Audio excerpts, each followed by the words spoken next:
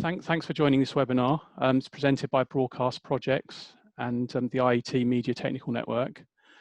The subject today is proving the value of AI and machine learning when deployed with media and metadata workflows and platforms. I'm David Short. I'm the Vice Chair of the IET Media Technical Network.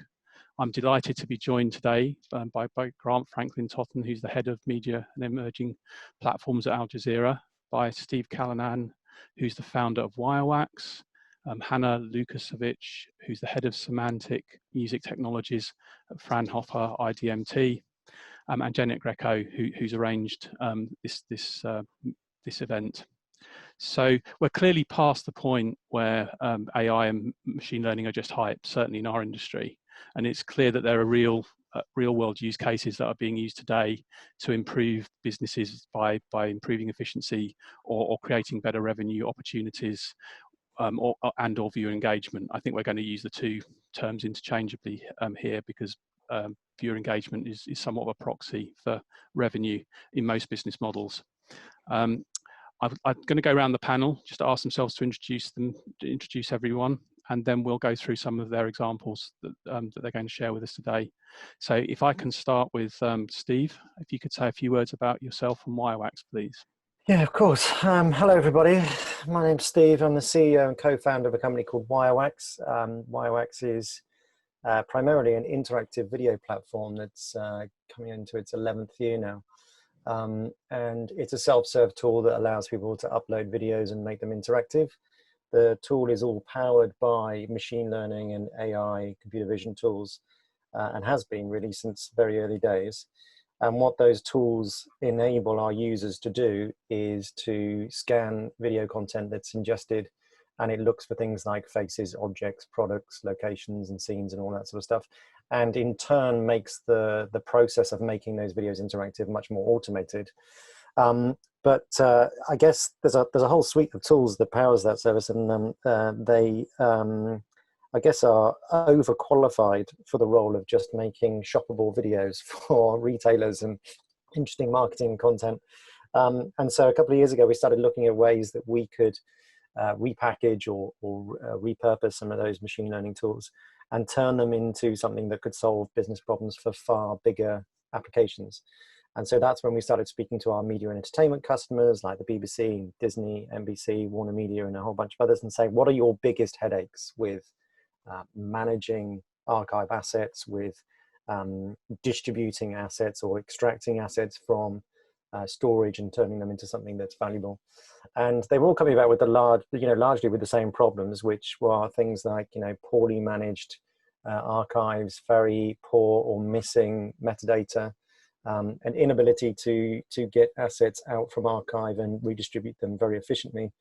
And so, yeah, about a year ago, we launched Wirewax Media Services, which is a very powerful and comprehensive tool set of machine learning tools and AI tools that are there to help serve our media and entertainment customers and do some pretty cool stuff with it. Thanks very much, Steve. Would you like to say a few words, Hannah, about yourself and your institution? Yeah, sure. So welcome everyone, also from my side. So I'm Hannah from Fraunhofer IDMT. Some of you may know Fraunhofer. It's Europe's largest applied research organization. We are based all over Germany with a lot of locations, over 70 locations under one roof. And my division, IDMT, stands for the Institute for Digital Media Technology. So we are specifically focused on AI-driven media management delivery solutions for the media industry. So we are mostly on their R&D side of the business, following the state of the art, and going beyond the state of the art, with our main goal to bring that as innovation to the business. So we are currently a team of about 30 researchers doing leading developments in areas like metadata extraction, enrichment, then cross-media search and recommendation, also some kind of specific topics as audio forensics, or like mainstream topics like audio and video matching based on fingerprinting. And we're looking to making AI more trusted, secure, and following more privacy aware. So what we can do can be deployed either as individual components, for instance, for use by media components, or it could also be integrated to the products of third-party vendors. So both are possible. And as we all know, we also are like flowing the AI world, and we know how confusing it could be. So we are also happy to act as consultants to do advices to the companies on how to get started and what are the best possible ways to gain the best and to integrate AI-driven technology to the businesses. Thank you. Okay, thanks, Hannah. That's great. So obviously we've got two vendors with slightly different outlooks on how they approach the market, and last but not least, we've got Grant from Al Jazeera, who's obviously Al Jazeera, obviously an operator. So do you want to say a few words about yourself and Al Jazeera, Grant? Sure. Great to meet you all. So I work at Al Jazeera. Al Jazeera, as you probably know, is a news organization that covers breaking news, analysis, documentaries in world affairs. We have, just to give you the scale, we have about 72 offices worldwide, with about 5 of those being major broadcast centers in several locations. I have been tasked with looking at emerging platforms and being able to identify ways of improving the efficiency of our production process, everything from the contribution side, getting the content, to manipulating the content and producing it, and pushing it out. So our main focus, we're focused on saying how do we leverage machine learning and AI and so forth, is primarily around video content. It's the most watched, it's burgeoning in terms of text-based versus video. So we focused on how do we now turn video into data and take that intelligence and populate it across the media supply chain and make our find better stories, create better stories, empower our journalists to tell better stories, and also to do it in a much more efficient way. And we'll talk about some of those use cases. So that's fantastic. Thanks everyone. It's good to just get an idea of where you're coming from. So I think now we're going to dive into some examples that each of our panelists have chosen to demonstrate what AI and machine learning can do, and perhaps what it can't do. So before I go on, I just wanted to point out that if you've got questions now or at the end, there's you should find a Q&A icon at the bottom of your screen.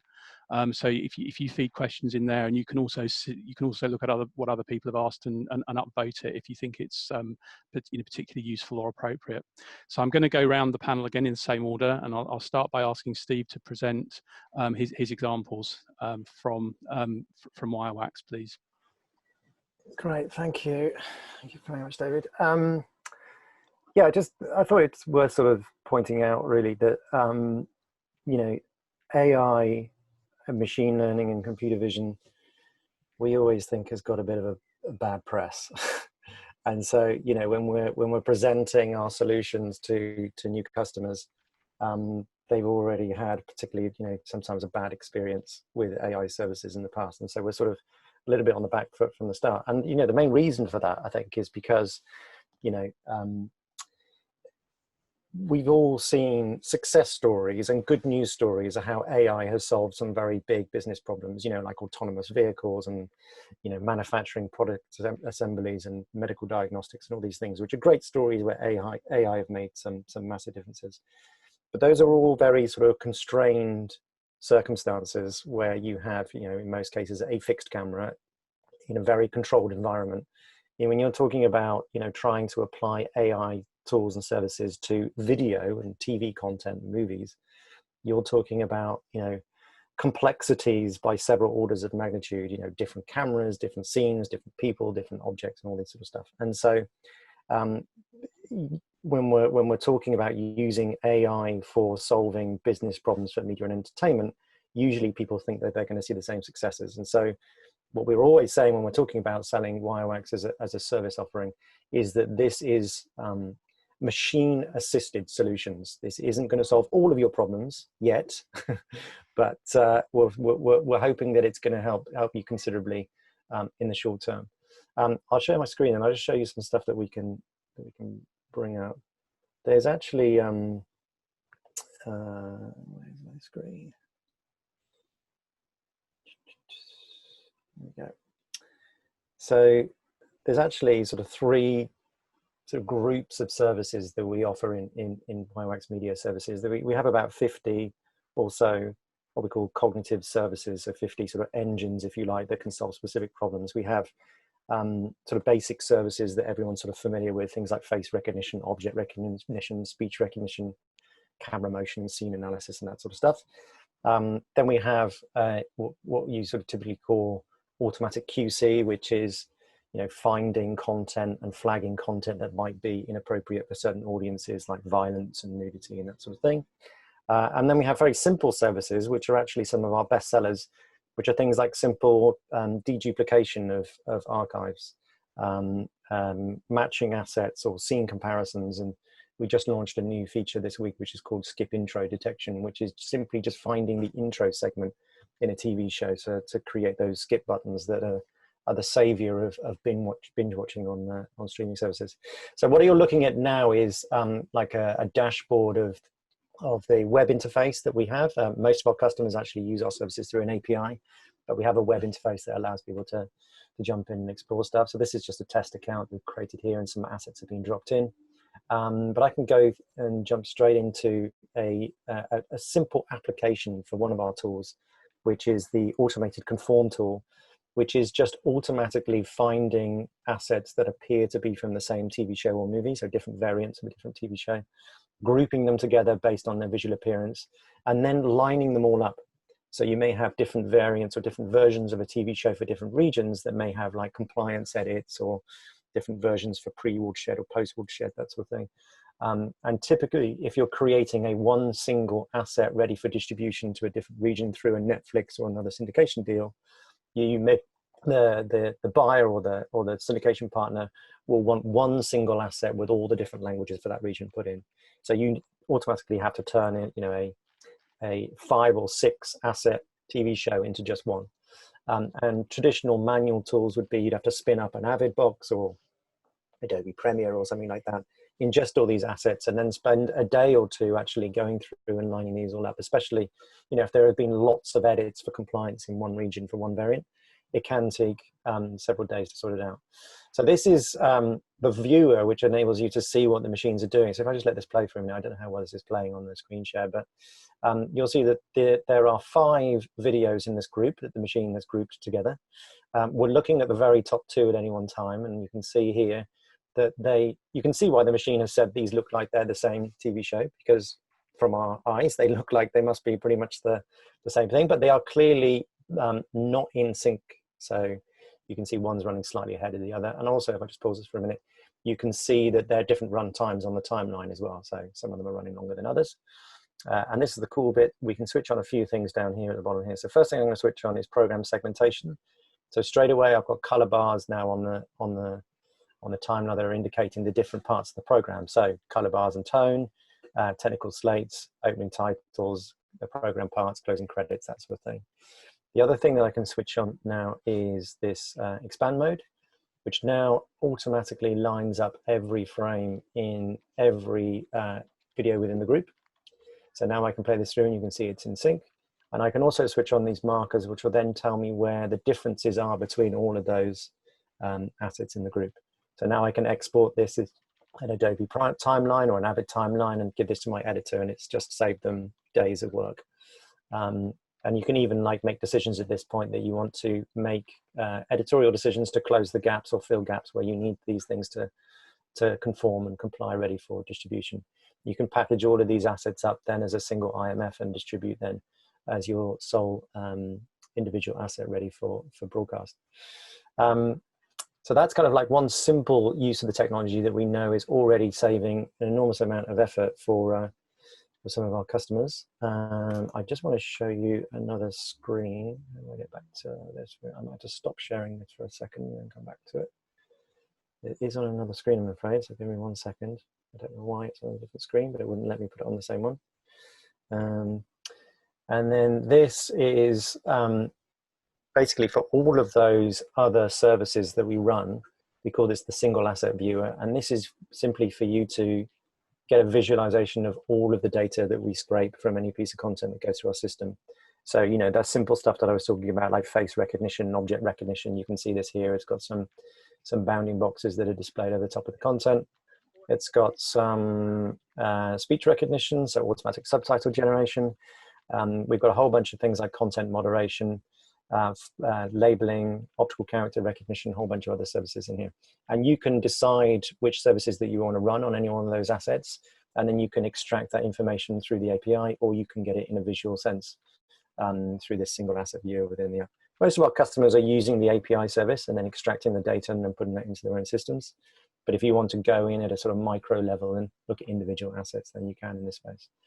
So yeah, this is typically what our customers are using the technology for, the sort of visualization of the application.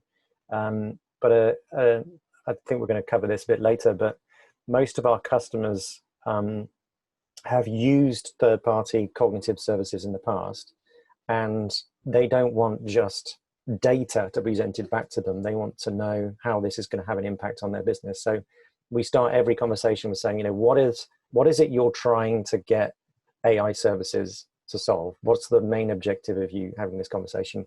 You know, is it to moderate content? Is it to automatically package up assets for resale or syndication? And let's look at all the services that we've got and package them up and repurpose them and build an interface around them that solves those specific business problems. So while we can use tools like this to look at what the data can be extracted from these pieces of content using these tools like this, it's actually the complete journey. We always say that 10% of the problem is extracting the data from this content. 90% of the problem is then using that data and applying it to solve those specific business problems. And so we like to package the entire solution around that solve for that business problem specifically. So thanks, Steve. I mean, it sounds like a lot of IT projects that I'm sure many of the panel and audience will be familiar with. That you've got to understand your requirements before you start before you start finding solutions, and AI is actually very similar to you know, what I might call old-fashioned IT, in the sense that you got to understand your problem and then use the right tool to give you the right solution, and that's where the magic comes from. That's super. Is there anything else you want to say at this stage, Steve, or should we move? No, I can move on. I can give someone else some airtime. Super. So Hannah, would you like to talk us through your examples, please? Yeah, sure. So we are basically the guys who teach the machines to extract the information from the audio or in video material. So talking about for instance, automatic metadata extraction. So what we do, we dig deeper into the user requirements, and usually we start from some basic variant and then taking a look to more precise user requirements for a particular use case. We provide the clients or the customer solution, and that is, I think, what really makes a benefit. So let me bring you some example how maybe all going a little bit to the same direction, how out-of-the-shelf solutions maybe not the most suitable, but how some modifications could make a big difference. And just one of their examples, it was about the automatic metadata extraction component on music detection. You maybe know it's one standard metadata extraction components often used. You want to detect or speech, or you want to detect music. For instance, you want to detect speech, or to be able to be more efficient with automatic speech recognition, for instance. And in that case, we have been working with both music royalty collection societies and the broadcasters, because as you maybe know, for the music you play on TV, radio, you have to pay money, and better and we are also for bringing that money to the musicians. And but in some cases, the reporting is not really track-by-track reporting, but it's more a generalized reporting. And in that case, we have been estimating the percentage of the music played on TV. It was not on a large scale. It was half-a-year measurement for 120 channels, TV channels in Germany. And once we did that study, we figured out that some of the assumptions for the broadcasters and royalty collection societies have not been true, because such objective measurement can bring such insights. For instance, there was an assumption that in the news blogs there is no music. And particularly in that time when we have doing that measurement, unfortunately, some really famous musicians died, and there was like some music played over the news several times, and then basically this assumption was dropped. Or we had a really nice, funny case where the news channel was doing some broadcasts in the night, and it was basically their tram driving through the city, and the automatic metadata extraction was classifying that really melodic and rhythmic sound of the tram as music. It was like doing and opening the doors, closing the doors, and then doing that like that. And that is, I think, a really nice case to say where, you know, the automatic metadata extraction and AI could probably fall down if it's not prepared for your use case. Because when we have been training such a classifier for speech and music detection, there were definitely no nice tram in the training data, because, you know, who would expect something like that?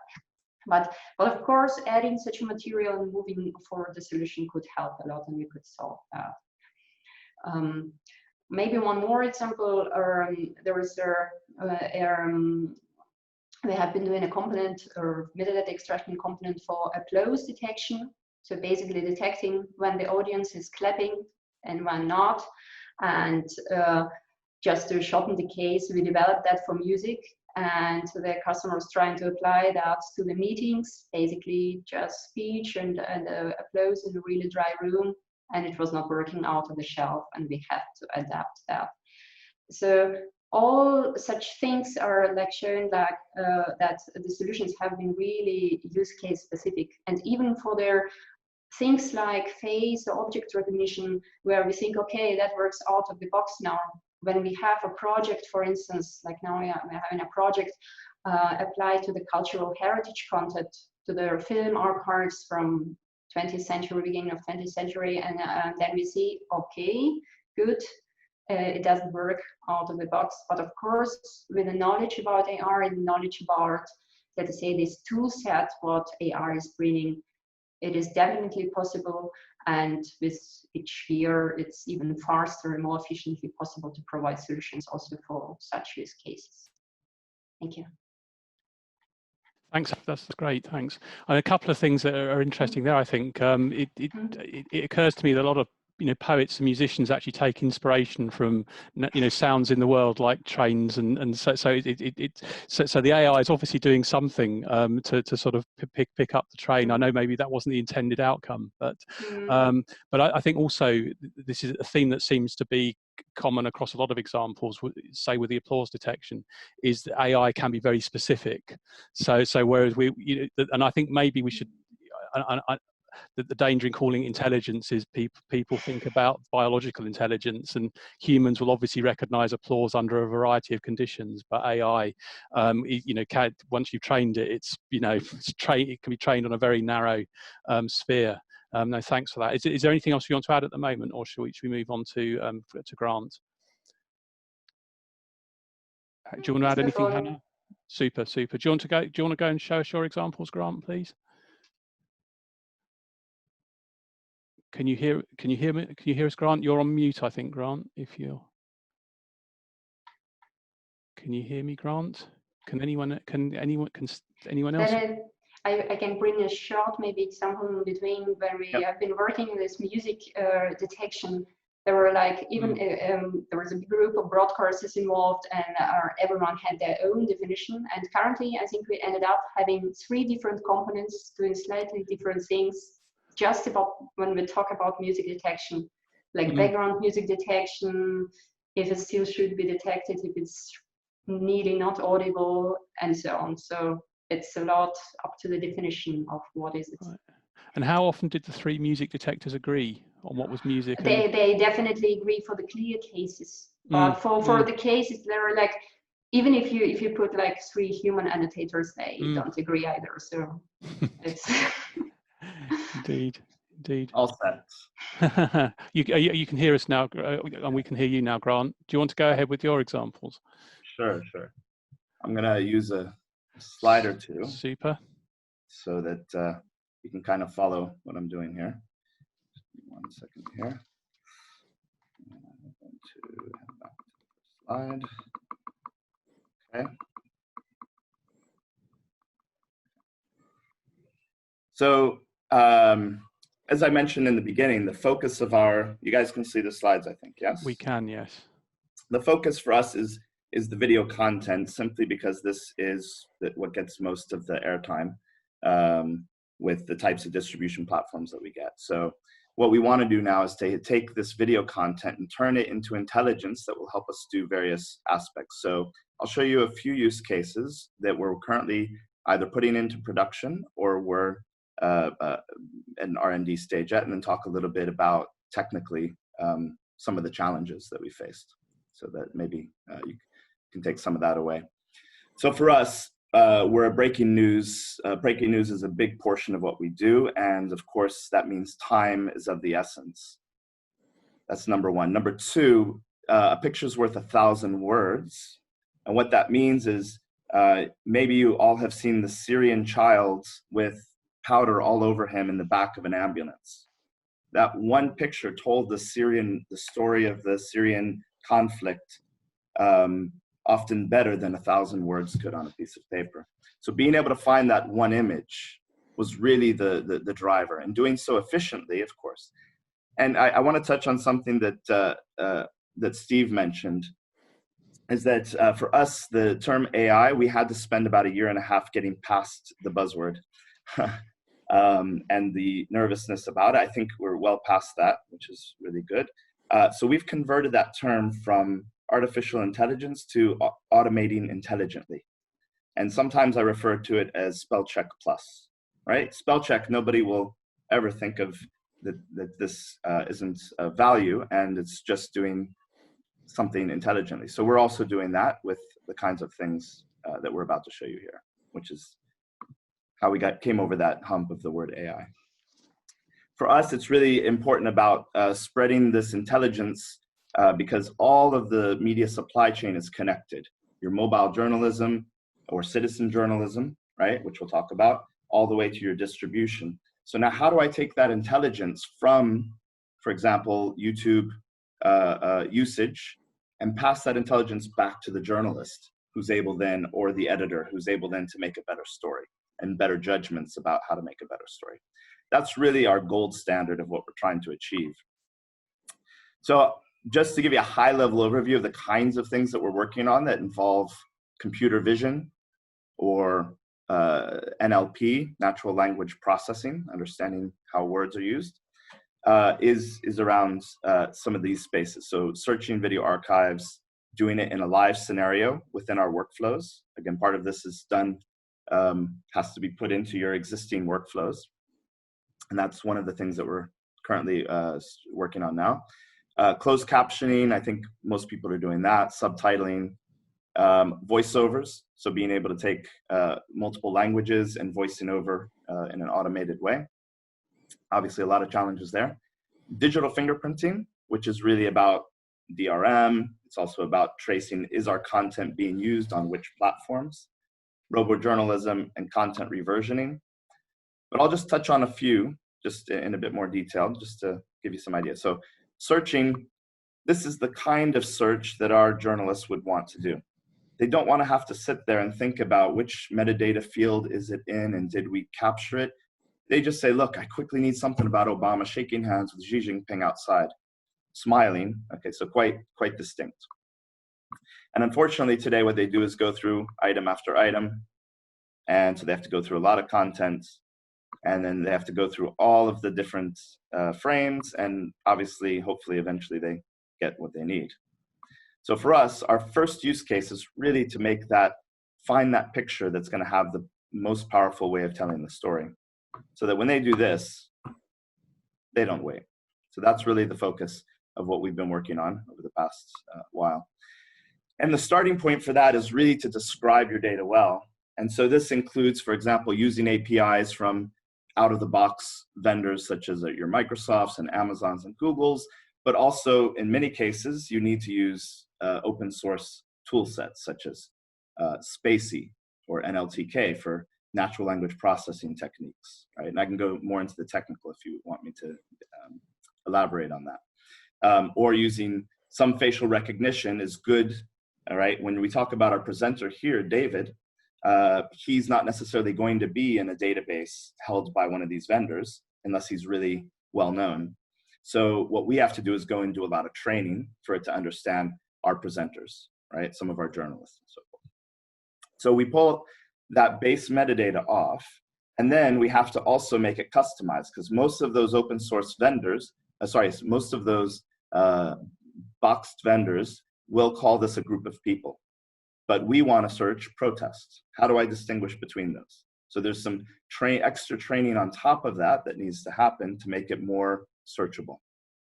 Knowing that Statue Marianne, you're only getting a segment of this, how do I make sure that those great monuments, we can find those kinds of things? Then we've come up with a concept called extended metadata, which basically extends Statue Marianne, for example, knowing that it's in Place de République. So that means, for example, taking Statue Marianne, sending it out, for example, to the likes of a Google knowledge graph, or having your own knowledge graph, and then pulling that extra information back into your searchable data set that allows you to find that video clip. And then I could go through the rest, but you get the concept, right? So again, the content on the screen there, where it says David, it's Paris, climate, SOS, very important data. Pull that off, turn that into data that becomes searchable. So then we talked about how we would extend that data. Well, most of the tools out there are so generic, they find a group of people. But for our type of business, protest, riot. What does a riot look like? Well, a riot could look like any of these three. And what's interesting is we've also done a lot of work on understanding, can we actually pull stuff off of protest placards like this, never give up, show justice to the world, right? Those become very difficult because oftentimes the placards are hard to read depending on the frame and the angle and so forth. So these are the kinds of customizations. This could also be used for other examples, such as different types of headgear that people wear that may be searchable, that we need to search on. Or, for example, the difference between a building that's been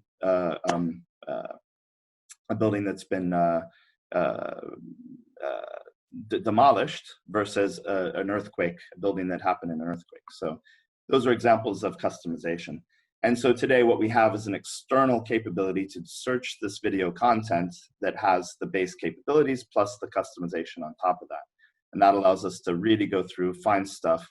And our next step would be to say, how can I deliver those video clips when the person is writing their script? So it's recommending clips, not just videos, but clips. So that's kind of the next phase of this activity.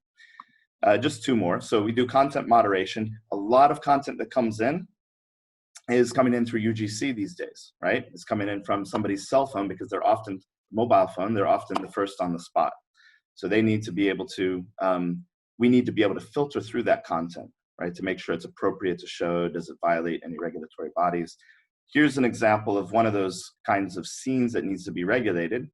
Not sure if the, should.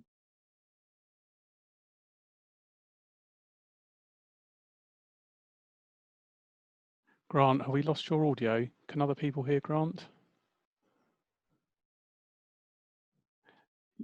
It's just me who can't hear him. Okay, everyone else can hear? We can hear you. I can hear you now, Grant. Oh, perfect. Okay, great. Does you can hear me okay? Does Grant need to repeat the last 30 seconds? Sure, I'll do it anyway. Yeah, thanks. So essentially this video, you can imagine what happens, but those need to be picked up, but oftentimes we do need to show it because it is newsworthy. So those are kinds of training that has to happen. And so those training data sets are the ones that are kind of often difficult to gather. So we've got various techniques we've kind of been using to come up with those training data sets. And last but not least, fake news detection has become a very important aspect for various reasons. So we've been playing around with about 5 different types of fake news detection. One of them ended up in a mobile reporting tool that's currently in POC that allows us to validate claims on the spot with a journalist. So the journalist would take their mobile phone, ask the questions. It can give them information back immediately to say whether or not that fact has been checked already or not, so they can follow up with a question. Usually what happens is they wait until 3 days later, produce a follow-up, and most times most people don't see it. They see the first one, they don't see the second. So this allows them to get those claims checked immediately. So the way we do that is we look at various sites. So what we'll do is we'll take the speech, turn it speech to text, identify what's potentially a claim, right? And then we are able to use things like word vectors in natural language processing to correlate them with already fact-checked agencies. And image verification. So oftentimes what happens a lot is images are used in a different context. So maybe the image was shot 10 years ago and somebody is saying this is about this particular event, but in reality it's not. So in this case, what we can do is use concepts like reverse image search that allow us to double check, and use some NLP that allows us to take the content around the image to help us flag for the journalist whether or not they can do it. Again, these are also in POC. And last but not least is looking for things like loaded language, whether this is in our video content or our written content. We've been working with research institutes to develop this concept of being able to look through and look for things like loaded language, like doubt, appeal to authority, and these things which oftentimes go unnoticed, but are actually creating bias in the reader. And we want to make sure that we're being fair and balanced. And so that's why this becomes very important. I'll leave it at that. If there's, we can do questions after that, I guess. Thank you very much. That's super. Thanks very much, Grant.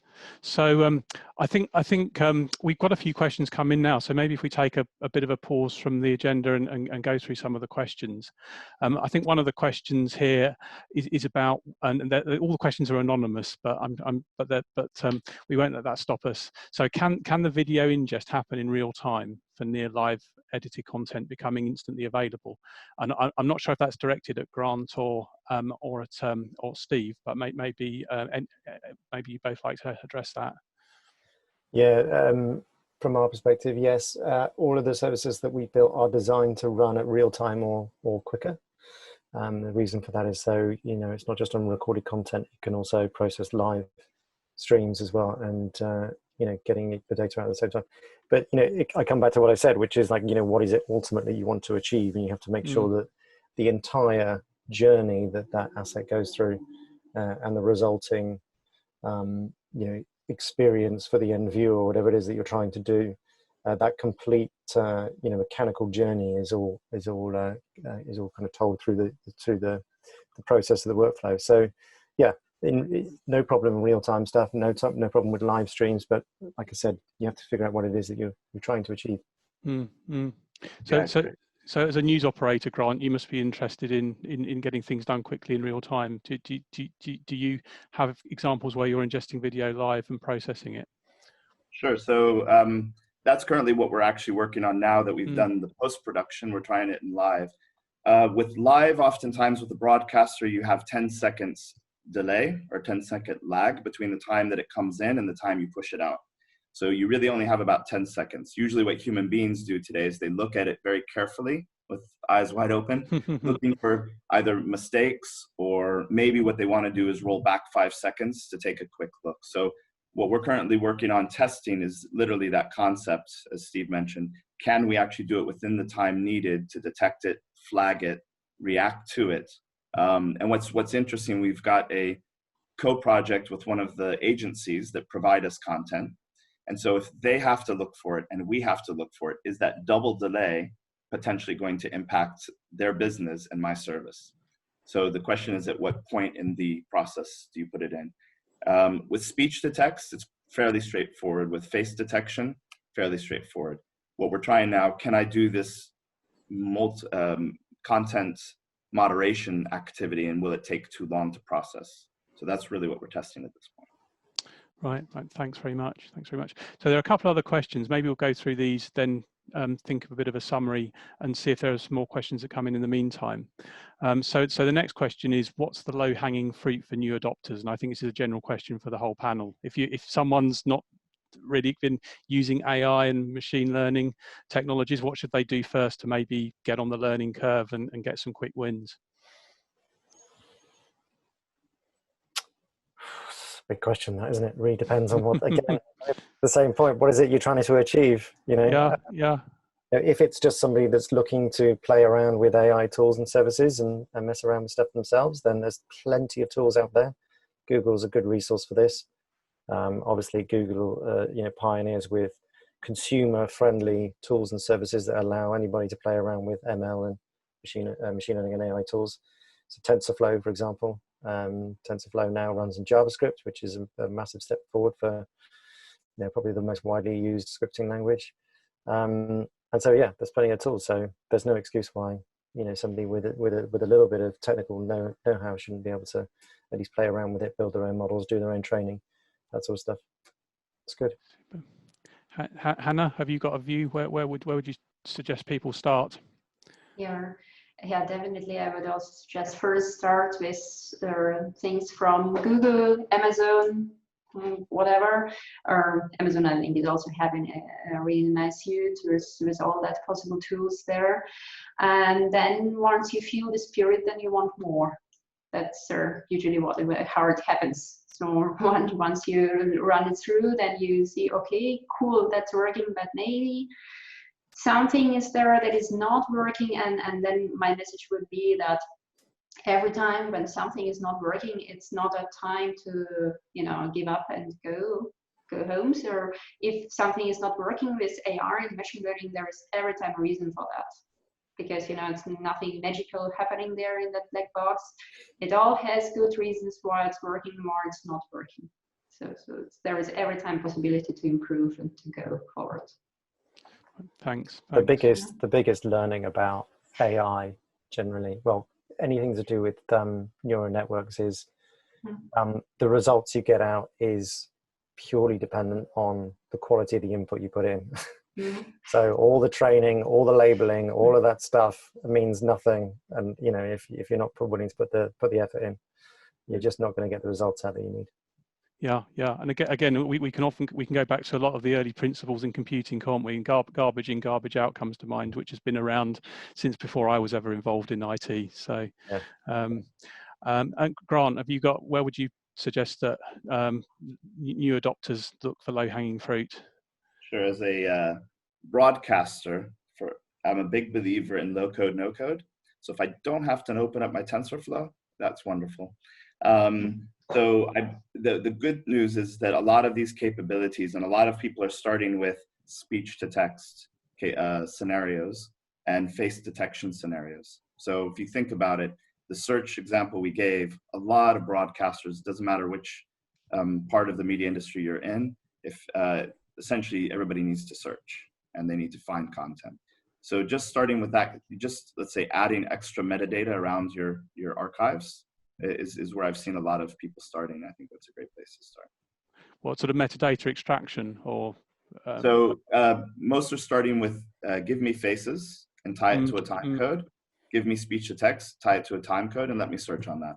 Okay. The other advanced kind of OCR and other things, those can kind of come along later, but if you start there, and yeah, I think that's the starting point. The hard part there is really deciding, again, what's the value, which use case are you trying to solve, right? Do you need to enrich all of your archives, or just, let's say, components of your archive, the past 2 years or certain topics, so you can make those searchable? But I think that's a great starting point. Okay, no, thanks for that. So I've got a new question, and I'm hoping I'm saying this name right. Yada Sharma, thanks for sending us our first non-anonymous question. If I want to do analysis on ads in commercial breaks, what would the best modalities be to distinguish an ad from the rest of the data stream? And Yada apologises, it's a bit of a technical question. So Hannah, do you want to take a stab at this, please? The most easy technical solution is, of course, if you have some reference data and can go over the fingerprinting. So that's like classic broadcast monitoring. Then you have your ads and you want to find out what times they have been played. So that's something that could really completely reliable be solved if you have the ads already there and you can do fingerprints of those. Right, right. So fingerprinting is and that works for any sort of content, doesn't it, in principle? But ads, I can see that's good for ads because they're short. That's not a real answer. That's well, I think no, it's a good answer. It's a good answer. But I've seen fingerprinting work for other sorts of content as well.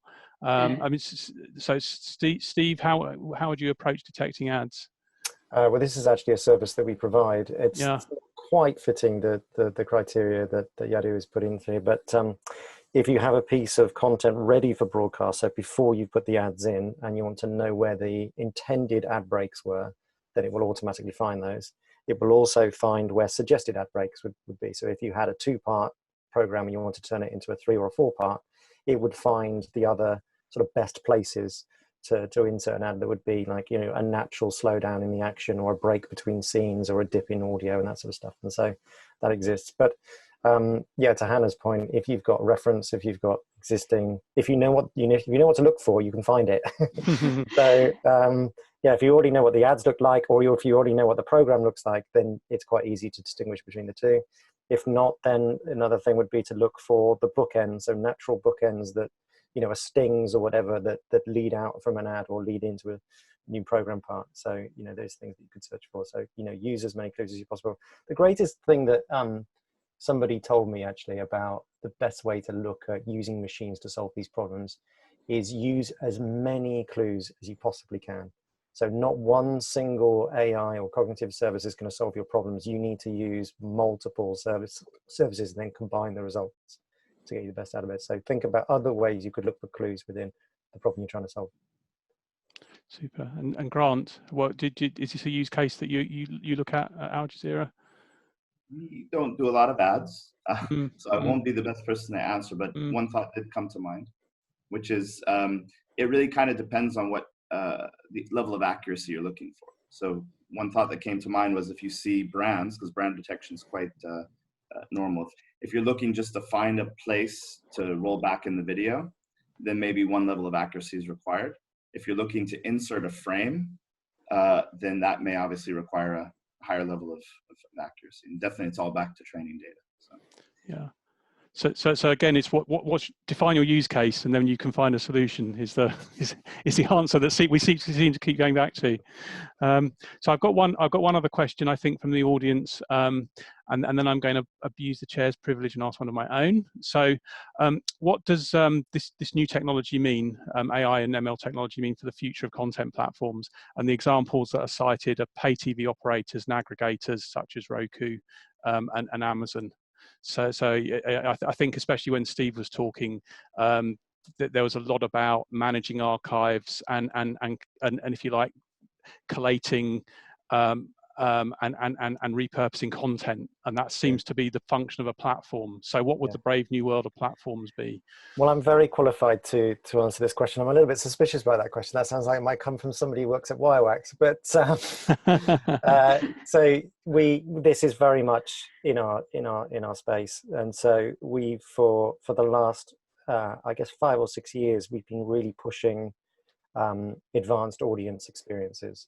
So allowing audiences to interact with TV content in the same way that they would with a piece of short form content, and the proposals that we've been working on and the demonstrations and the proof of concepts we've been working with some of the biggest streaming operators in the world have all been about how do we apply machine learning and AI to extract this information from content and then provide a more richer, more advanced viewer experience. So I'm sure people are familiar with things like Amazon's X-Ray, where if you just pause the content, it shows you along the bottom like the actors that are in there, and it links up to IMDb and that sort of stuff.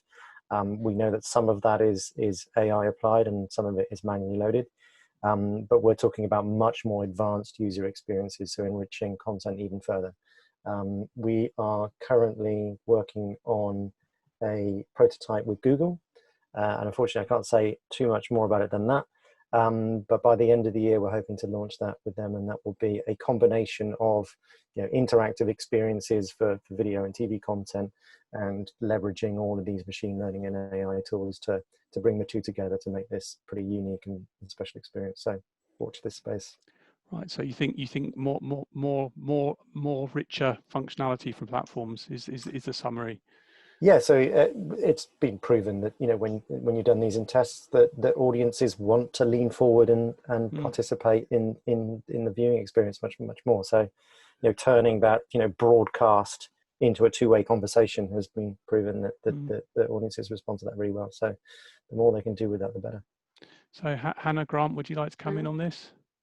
So I think we will experience a lot of like advanced interaction in their recommender systems. So it's basically the field that is really important, and probably everyone was already sitting in the living room and complaining about the recommender system of some TV operator. So I think for us, it will be one of the most obvious things that we will be improving a lot next years.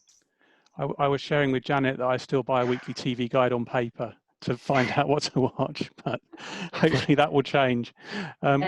Grant, any thoughts on this question? So what excites me a lot, and we're not currently working on this, but it would be nice, is to push. So there's a lot of work done on recommender systems to push existing current content and finding the right person or making sure it fits their needs. Is to push that capability back to the production side or even the investment side to say, okay, should we invest in this movie? Would this actor work better than that actor, right? Would this particular picture work better than that picture? And I think the beauty is now that you can train thousands of videos on top of the data you're getting from people's reactions, and you can also start to see where they drop off in the thing, you could start to do some correlation to determine what's working, what's not working. So it's really pushing this AI and ML to help you make better investment decisions in what to produce and what not to produce and how to produce it. Okay, well, that's really interesting. Because my question that I'd written from the chair was to really to ask about. To look at the contrast, because I think a lot of the discussion has been about small incremental changes. We've got over the hype. It's not going to be a T1000 Terminator robot that comes and revolutionizes our industry. It's lots of tiny, relatively dumb bots that you put into various places in the workflow. So my question, because I can't think of my own taglines, so I'm going to borrow two. One is NASA is, quicker, faster, cheaper, I think was one of NASA's things. So it seems like AI and ML lets us go quicker, faster, cheaper. And the other one is from the Sky Cycling team, the aggregation of incremental gains. So they make very small improvements, and if you make enough very small improvements, you win the race. So I suppose my question was going to be, what are there fundamentally new bits of functionality that are going to emerge?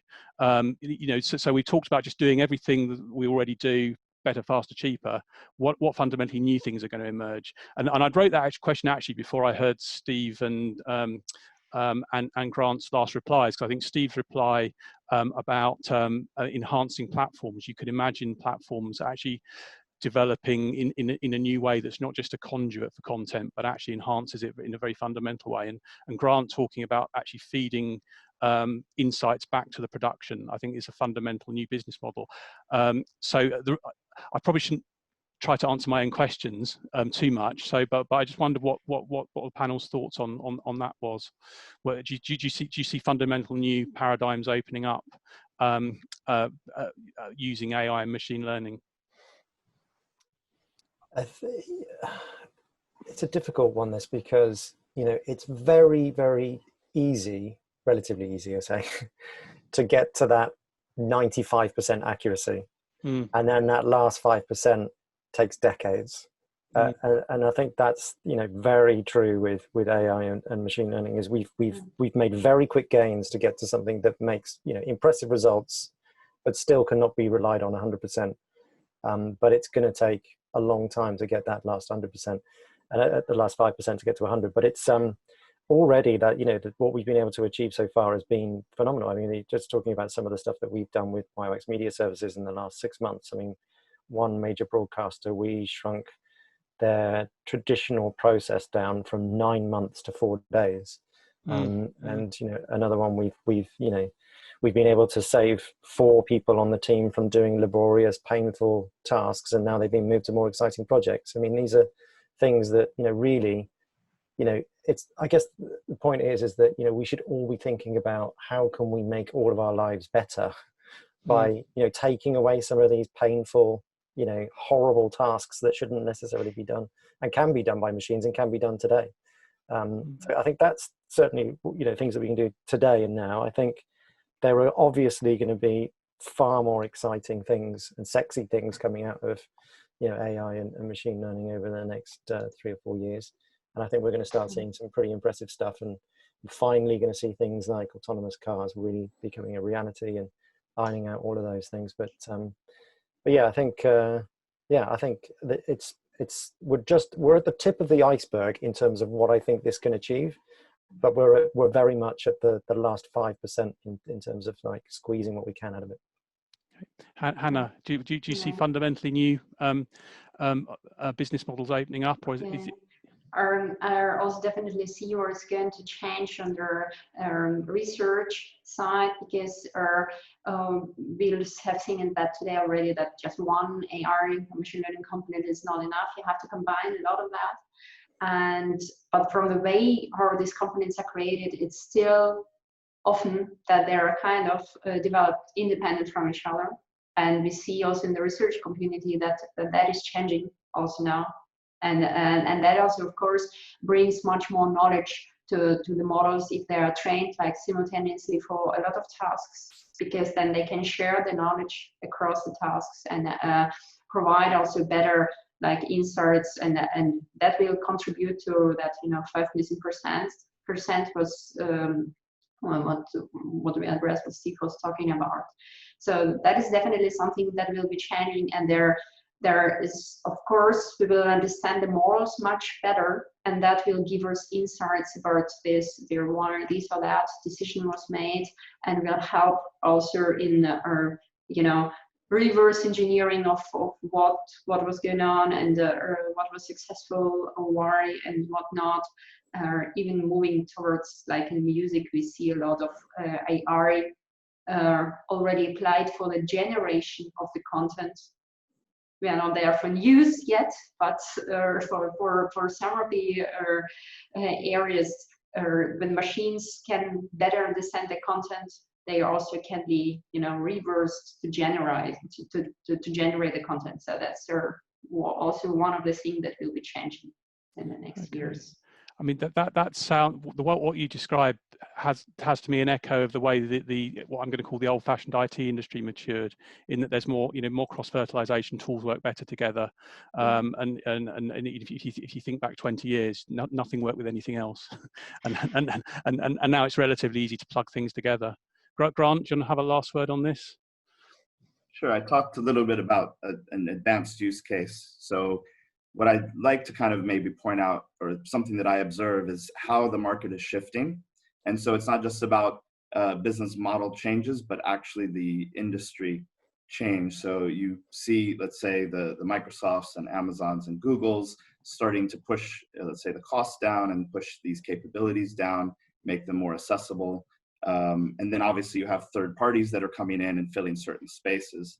And then on top of that, you have system integrators and the media supply chain providers that essentially are starting to build this in, and they themselves are trying to figure out, well, do I plug in a Microsoft or do I plug in maybe a third party?